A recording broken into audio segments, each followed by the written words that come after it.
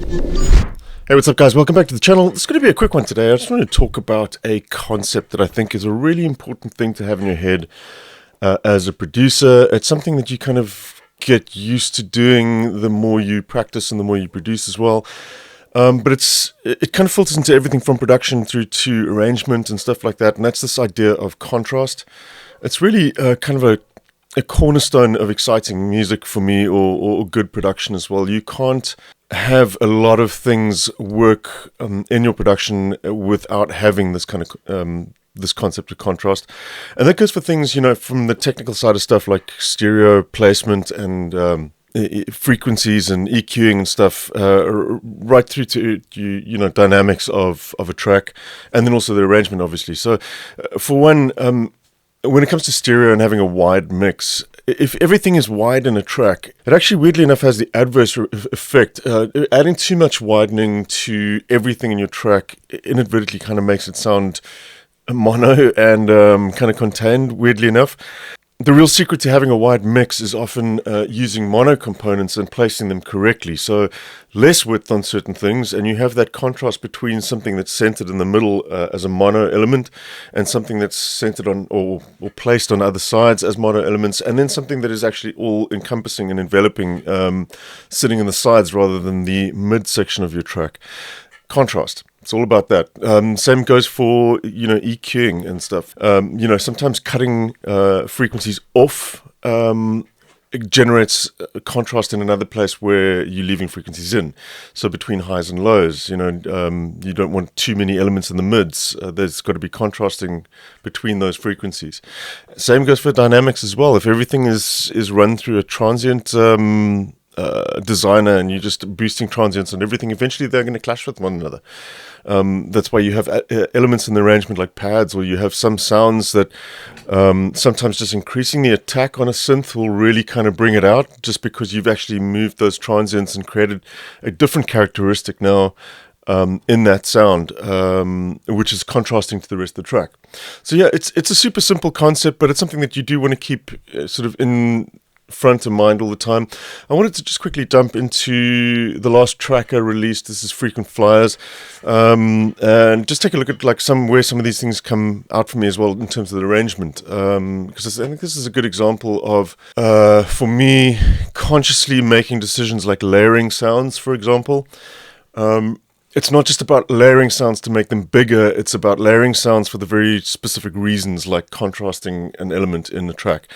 And one area where you often see a lot of contrast, obviously, is in a build-up and a drop of, you know, electronic music.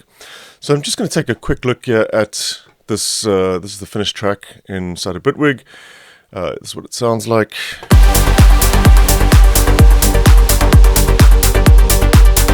But I want to take a look specifically at the breakdown here. So we've got this kind of, you know, pretty driving track. There's a lot of high energy parts in the beginning as well.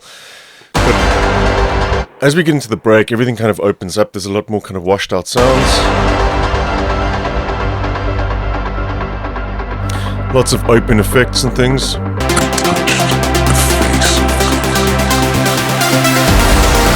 So yeah, we're going to take a look at the leads here. These are a lot of this has been bounced to audio already here, but you can see these ones kind of really open up, and they've got this very trancey, super soul kind of looseness to them. Totally open up now.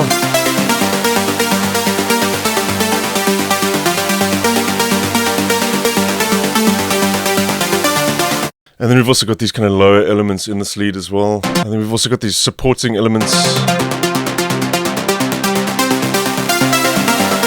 We'll bring in the pads so you can hear everything together there as well.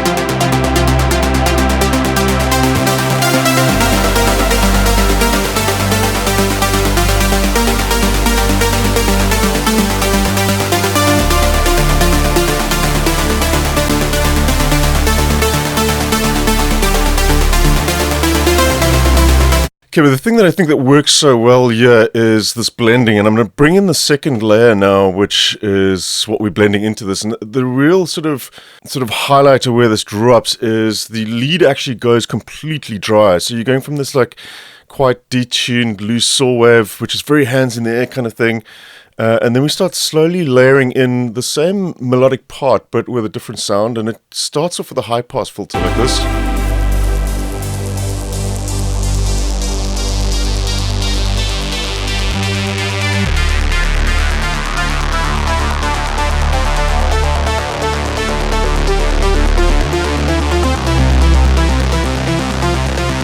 Kind of hear the pads fading out as well there.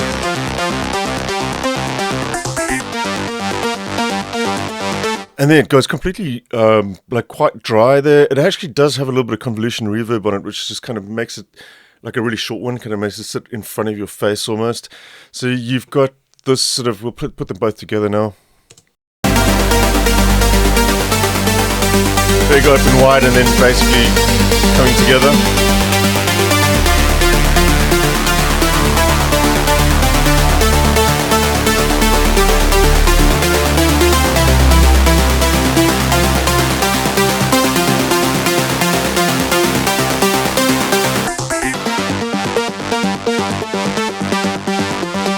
And it sounds like it drops a bit of energy there, but when you put this whole thing together and you introduce the kick, and we've also stripped out the kick completely, so there's another element of contrast there, kind of like you've got the section with a lot of the percussion playing.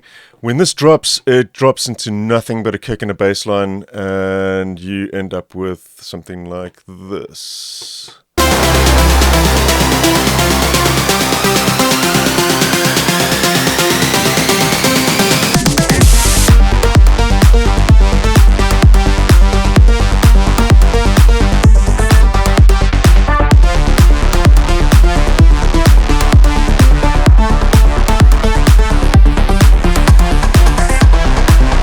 Yeah, and those were all done with little manual cut-ups and stuff, different bits of effects in there just to provide some interest in that section.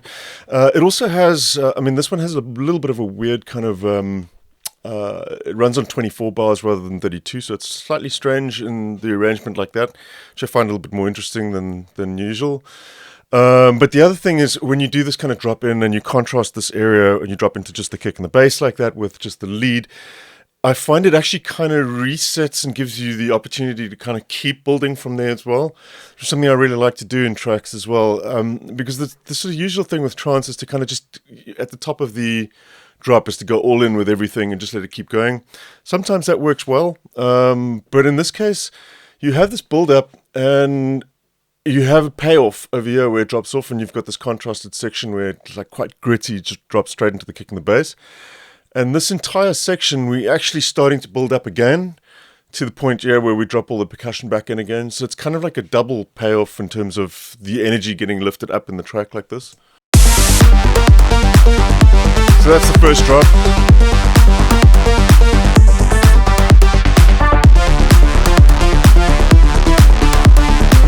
It's gradually starting to build now.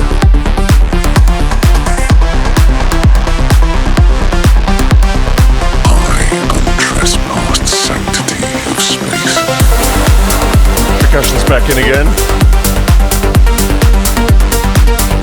But I haven't even opened up with all the sort of pad elements and things yet. It's another level up from here as well.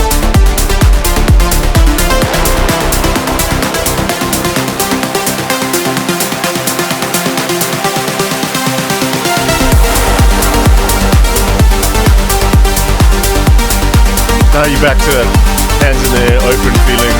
Everything is kind of full power here.